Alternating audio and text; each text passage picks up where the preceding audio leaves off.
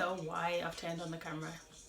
I've got nothing to talk about, but I just thought I'd show my face because I never show my face on YouTube when I've actually got myself ready.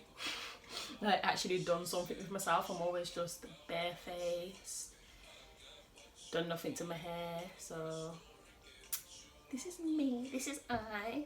I'm just about to make some dinner. Just making fish, rice, potato. And to be honest, I'm just looking out my window. Just looking out the window. That's what I like to do. I like to people watch. And then I'll probably look out the window for so long until I want to go for a walk. Everyone's sleeping. My baby's 6 months today, actually. That's some news. That's something to talk about. My baby is 6 months old today. So happy half birthday to Belly Belly. That's her nickname, Belly Belly. I deleted Instagram and Snapchat for like a week. I think it was, probably wasn't even a week. My friend said it was 4 days. But I deleted Snapchat and Instagram because I just felt like, oh, draining. I don't know what it was draining. I just can't put my finger on it. It was just everything in it. I think I'm definitely, my other friend told me to have a look at who I'm following because some of the things are just daunting, you know, in some people's, just every single day. It's not their fault, especially like people who are talking about their own lives. If they're going through things that I said, obviously it's not their own fault. I sound like such a hypocrite because I'm never speaking about something good. I've got stories for days and they're never good. But I guess like it's down to the person who's watching whether they want to watch it or not. It's not the person who's posting, it's not their fault. I suppose like you just have to, it's down to you if you want to watch it, isn't it? And I just felt like my mind just couldn't take anymore. Just had to like log out, delete them off my phone, everything. I suppose like it just got on top of me. It got on top of me about the whole work thing. Hence why I'm doing this little story time thing. There's probably going to be about 8 parts, to be honest, of the story of what happened at that workplace. If you don't know what I'm talking about, go and view the video. Part 1. Part 2 soon coming. I've already edited it, just gonna give it a bit of time before I pull it out. Even thinking about it, I'm just like, but yeah, this is, I don't know, this is me in the kitchen listening to music, about to cook some food. I hate the fact that I've got my press-ons on. Well, I've got half my press-ons on. I need to stick them on, but I hate the fact that they're white and I'm gonna have to put my hand in some seasoning now. It is what it is, isn't it? I think I'm gonna coat them with, my friend said to me that I can use flour and seasoning. Just making cod fillets, nothing special. This lockdown is really starting to get to me. I will be honest, this lockdown is actually starting to get to me. I feel like I'm going out of my mind because I'm an outgoing person. I like to party, I like to club, I like to go out, I like to drink. I used to like to smoke. I've stopped smoking now, but still, I like a good time, do you know what I mean? I like a good time, and I feel like I can't have a good time because it's lockdown. Do you guys think that your life stops once you have a baby? Because I really don't. I feel like that's when your life starts. Because I swear, I don't feel like my life has stopped because I've had a baby. I'm not going to say it's not hard having a baby. Like, I enjoy it more than anything, I suppose. But people made out that it was going to be so difficult. I'm talking about just one child, by the way, just one baby. I'm not on about having kids, like more than one, plural. I'm just saying like one baby. I didn't find it as stressful as what I thought it was going to be. It's not actually baby that stresses me. I get stressed out, don't get me wrong, but it's not baby that stresses me. I feel like she's my little happiness. I don't even know what I'm talking about at this point, just chatting. I'm lonely. I feel like as well when I refer to my boyfriend, because I'm obviously not going to say his name, he doesn't want to be identified. Not because he doesn't want people to know he's my boyfriend. I mean, if he steals, he steals, but he's just not into this social media, camera, business. He's not. We'll call him Simba. Simba's his nickname, so Simba and the baby are sleeping. I don't want to wait to put the fish in the fridge to let the seasoning soak in, marinade. I just want to cook.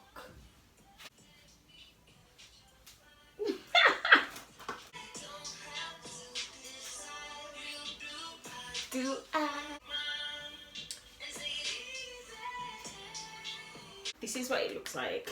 This is what I'm making. Oh, don't want it to spill. But this is my fish.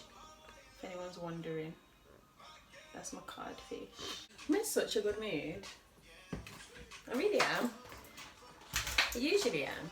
I know it seems like I'm not, but I usually am in a good mood. I'm just saying, I'm in a really good mood. Different, hit different, hit different, hit different, hit different, hit different, hit different. Oh, yeah.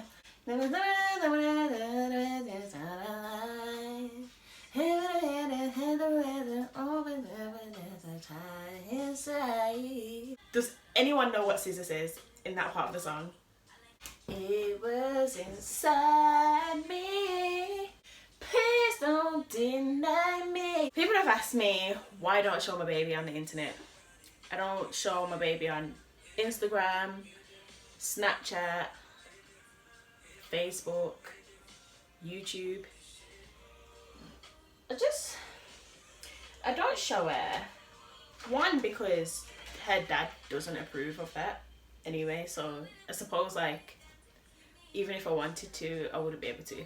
But I personally don't want to, just because there's just no need for her to be exposed to the internet. Not yet anyway. Probably according to her dad, not ever. You know, she can't even talk, she can't think for herself. It would literally just be a whole bunch of people having an opinion on her and she has no clue. It's just irrelevant. There's no, like, my mum didn't have me plastered all over the internet when I was a baby. It doesn't make a difference on her life. I don't want her to grow up on the internet. I didn't grow up on the internet. I really, really feel that this generation of kids and teenagers or whatever, I feel like they're just at a huge disadvantage because they've grown up on the internet. They don't know life. I just feel like they don't know life. They don't know fun, real fun. When I was a teenager, actually no, even as a kid, even when I wasn't a teenager, I used to knock on my friend's door, ask if they want to play out and stuff. Shout out Sabrina. Oh my gosh, I've been talking to my friend Sabrina. We basically lost contact. We didn't fall out or anything, we just lost contact, and oh my gosh, even when I think about it, I just think, I actually miss her. That's the worst, like when you move house and you lose contact with your childhood friends and stuff like that. It's actually quite sad. And then obviously now we talk and stuff and look at the frigging times that it is. It's a whole lockdown. My mum actually has a video camera, videotapes of everyone from this one lane that we used to live on. We used to have like water fights, knock on for each other and just have really good times. We wasn't worried about no internet. We didn't even have phones, like we didn't care about stuff like that. My mum's got all these videos of everyone. She said that she's gonna go and get them. I think you can put them on a DVD from the tape. I hope I find loads of videos of me and Sabrina. Oh, Sabrina. Sabrina was my best friend. She really was. What I was trying to say before sidetracked, when I was a little girl, when I was a teenager or preteen or whatever, I would be knocking on my friend's door like, hey, you want to play out? I'll be putting little cans in the back of my bike and then riding my bike like as if it's a motorbike or something. And I used to play this game called Red Light. So you just shout red or green light and you just keep stopping and starting on your bike. It's just like, you don't see kids doing that anymore and it's so sad. I feel sorry for that generation that they've just grown up on the internet. And I just hope when my baby gets to the age where she can play outside and stuff, well, even then, it's not the same anymore. We used to leave our front and back door open, and anyone from the road would just like come in and out the house. Like, we didn't have to worry about getting robbed or danger or weapons, or it wasn't like that. It really wasn't. People used to sit out on the front doorstep and get their hair done, or just throw little barbecues for no reason, and you didn't have to worry about if you fell over. You don't have to worry about if you fell over and if someone's going to record you and put it on the internet. It's a shame. It's a shame. I want my baby to have the kind of upbringing I had. It was fun. Even after school, I'm talking about like in secondary school, I didn't have a phone. I had to use the phone box. It would just literally be go on MSN to say, oh, meet me at the park at 3 p.m. or it wouldn't be 3, 1 p.m. Meet me at the park 1 p.m. and you both get there for 1 p.m. You don't have to phone each other, you don't have to text each other. And when I did have a phone, I didn't have credit anyway. It was like I'd use up my £5 Vodafone thing, and then I'd have to wait for the weekend so I can talk to anyone that's on my Vodafone. Who remembers Vodafone? Oh, I really do miss the good old days. I hope my baby gets to have the same fun that I had. Kids don't play out no more. I literally see teenagers sitting outside on their lawn or sitting on their doorstep heading their phone. Wherever I am, doesn't matter whether I'm with family, friends or by myself, like you just see kids just walking and they're just doing this like TikTok stuff. I don't know what's going on, I don't know. It's so good for kids to dance and stuff. I used to dance. I actually used to dance. Dancing is what I was known for. Believe it or not, I used to do little talent shows and stuff at school, and we used to go to rehearsals after school, and even in college as well. Oh, I want my baby to grow up with real friends, real fun, knowing the world, and not just be stuck in the internet. And I believe that she will go through a phase where she's like, everyone else has got phones, why haven't I got a phone? And I won't be giving her a phone until I feel like it's appropriate. To answer your question, I personally don't want my baby on the internet just because I think it's unhealthy, and I think it's unnecessary for me to have to put my child on the internet. I don't feel like I should feel forced, or I don't think it's fair for people to have opinions on my decision either. There's nothing wrong with her. She's happy, she's healthy, she's beautiful. She's literally beautiful. She just don't need to be on the internet. Her dad doesn't want her on the internet because he's never been into social media. So that's just our decision. And that's that on that. Full stop. Oh, I've got no flour. I got no flour. I've got coating. It's not chicken, but it can go on my fish.